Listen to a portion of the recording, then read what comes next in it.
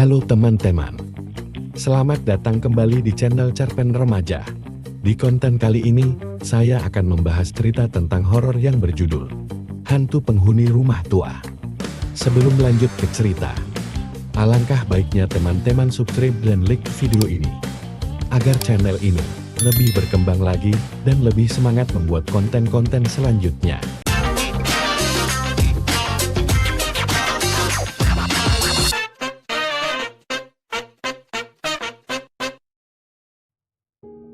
Cerita dimulai di sore itu.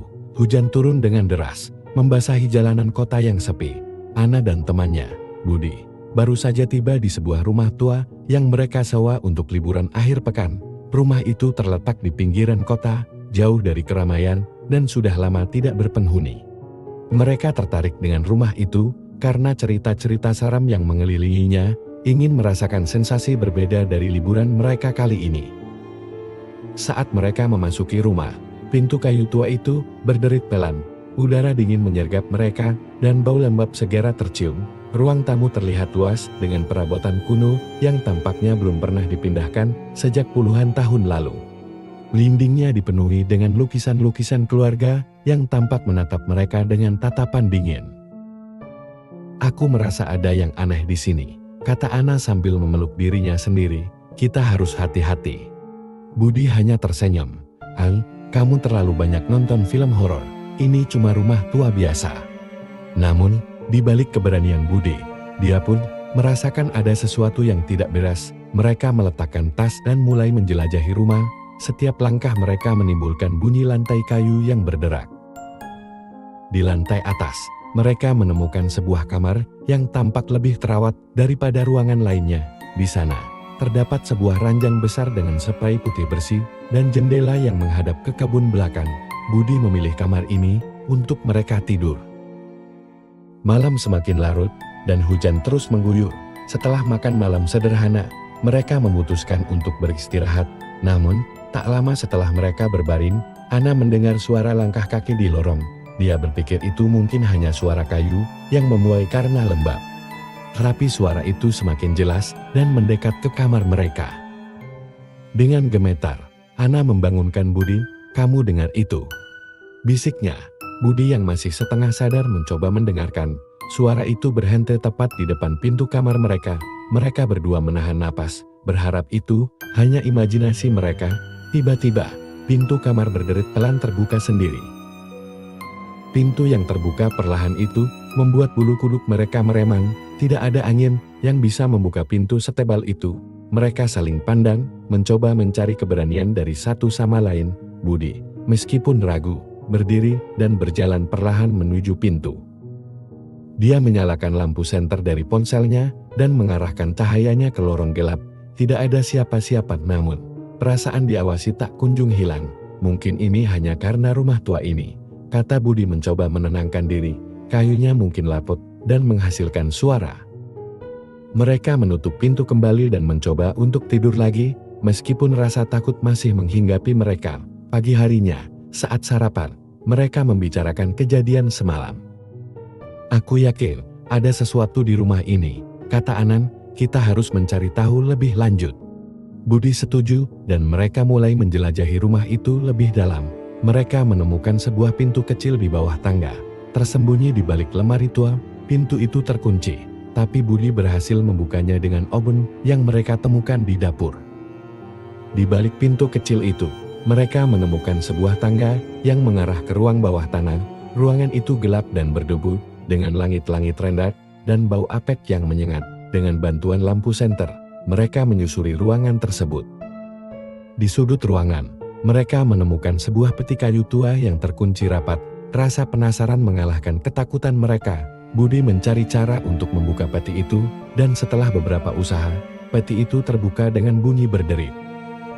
Di dalam peti, mereka menemukan beberapa barang kuno, foto-foto hitam putih, buku harian, dan perhiasan yang tampak berharga. Ana membuka buku harian itu, dan mulai membacanya. Buku harian itu milik seorang wanita bernama Maria, yang tampaknya merupakan pemilik rumah ini di masa lalu. Halaman demi halaman menceritakan kehidupan Maria yang penuh dengan kebahagiaan bersama keluarganya, hingga suatu hari semuanya berubah. Di tengah buku harian itu, tulisannya menjadi lebih gelap dan tidak beraturan. Maria menulis tentang suara-suara aneh di rumah, bayangan yang bergerak sendiri, dan mimpi buruk yang menghantui tidurnya. Keluarganya mulai sakit satu persatu, dan tidak ada dokter yang bisa menemukan penyebabnya. Salah satu entry terakhir menceritakan tentang seorang pria misterius yang datang ke rumah mereka. Pria itu mengaku bisa membantu mengusir roh jahat yang menghantui rumah mereka. Namun, setelah kedatangan pria itu, keadaan justru semakin buruk. Maria percaya bahwa pria itu membawa kutukan ke rumah mereka. Anna dan Budi merasa ngeri membaca kisah itu. Mereka menyadari bahwa apa yang mereka alami mungkin berkaitan dengan apa yang terjadi pada Maria dan keluarganya. Mereka memutuskan untuk mencari tahu lebih lanjut tentang pria misterius itu. Hari semakin gelap dan ketegangan semakin terasa. Anna dan Budi memutuskan untuk mencari tahu lebih banyak di perpustakaan kota.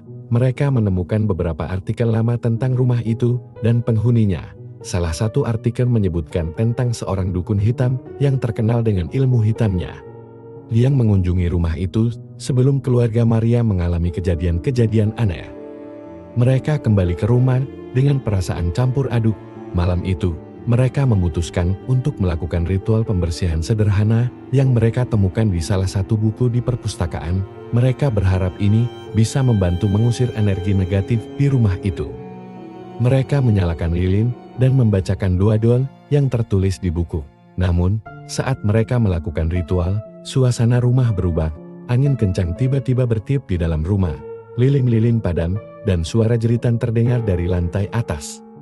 Dengan penuh keberanian, mereka naik ke lantai atas. Di sana, mereka melihat bayangan Maria, tampak pucat dan tersiksa. Bayangan itu mencoba berkomunikasi dengan mereka, tetapi suaranya teredam. Anna mencoba mendekat dan mendengarkan. "Aku terperangkap, dia ada di sini, tolong kami," suara Maria terdengar lirih. Budi kemudian teringat akan pria misterius itu. Mereka harus mencari cara untuk mengusirnya, agar roh Maria dan keluarganya bisa tenang. Mereka memutuskan untuk mengadakan ritual pengusiran yang lebih kuat dengan bantuan dari seorang ahli paranormal. Mereka menghubungi seorang ahli paranormal bernama Pak Surya yang bersedia datang ke rumah itu. Malam itu juga, Pak Surya membawa berbagai perlengkapan dan mulai mempersiapkan ritual pengusiran. Ia mengingatkan mereka bahwa ritual ini tidak akan mudah dan bisa sangat berbahaya. Pak Surya memimpin mereka dalam doa-doa yang lebih kuat. Energi negatif di rumah itu makin kuat, mencoba menghalangi ritual mereka. Namun, dengan tekad yang kuat, mereka terus melanjutkan. Akhirnya, sebuah jeritan keras terdengar, dan rumah itu bergetar hebat.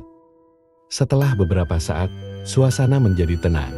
Bayangan Maria muncul lagi. Kali ini tampak lebih tenang dan tersenyum. "Terima kasih," katanya pelan sebelum menghilang.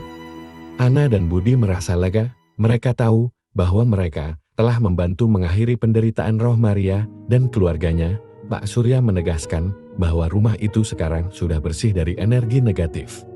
Anna dan Budi meninggalkan rumah itu dengan perasaan lega dan pengalaman yang tak terlupakan.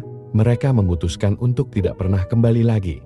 Tetapi kisah mereka akan selalu menjadi kenangan yang mengingatkan mereka akan keberanian dan persahabatan. Rumah tua itu kini berdiri sepi, tanpa penghuni. Namun, cerita tentang rumah itu dan roh Maria akan selalu menjadi bagian dari legenda kota, memperingatkan siapapun yang berani untuk mencari tahu lebih jauh tentang rahasia yang tersembunyi di dalamnya. Anna dan Budi kembali ke kehidupan mereka sehari-hari setelah pengalaman mengerikan di rumah tua itu. Namun, mereka tak bisa sepenuhnya melupakan kejadian yang mereka alami. Mereka sering membicarakannya, mencoba memahami apa yang sebenarnya terjadi dan mengapa mereka yang dipilih untuk mengungkap misteri itu. Beberapa minggu kemudian, Anna mulai merasa ada sesuatu yang aneh di apartemennya. Dia sering terbangun di tengah malam karena mendengar suara-suara aneh dan barang-barang di kamarnya berpindah tempat tanpa alasan. Awalnya, dia berpikir itu hanya akibat stres setelah kejadian di rumah tua. Tetapi lama-kelamaan, dia mulai merasa bahwa ada sesuatu yang lebih dari sekadar stres. Satu malam, saat terbangun lagi oleh suara langkah kaki di ruang tamu, Anna memberanikan diri untuk memeriksa. Dia menemukan sebuah bayangan samar berdiri di pojok ruangan. Anna tertegun, merasa takut, tapi juga penasaran. "Siapa kamu?" tanya Ana dengan suara bergetar. Bayangan itu tidak menjawab, tetapi perlahan menghilang. Ana segera menelepon Budi dan menceritakan apa yang terjadi. Budi datang ke apartemen Ana secepat mungkin dan mereka memutuskan untuk mencari tahu apa yang sebenarnya terjadi. Mereka kembali menghubungi Pak Surya, ahli paranormal yang telah membantu mereka sebelumnya. Pak Surya datang ke apartemen Ana dan melakukan pemeriksaan. Setelah beberapa saat, dia menemukan bahwa ada jejak energi dari rumah tua itu yang mengikuti Ana. Mereka terus mendalami dunia paranormal, membantu orang-orang yang mengalami kejadian serupa.